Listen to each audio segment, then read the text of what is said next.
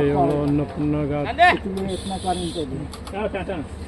অন্নপূর্ণা ঘাটের মন্দির, অন্নপূর্ণা মন্দিরের ছবি। জল ক্রমশ বাড়ছে, এখন বিপদ সীমার থেকে 3 সেন্টিমিটার উপরে আছে সকাল 10টায়।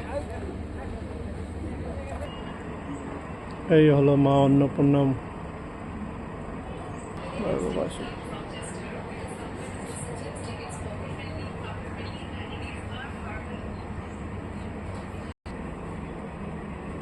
এই হলো মন্দিরের পিছনের দৃশ্য।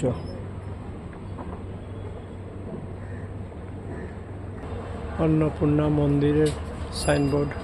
এই হলো বরাক নদী, আর আমাদের এই হলো জল মাপার গ্যাস পোস্ট, যেখানে জল মাপা হয়।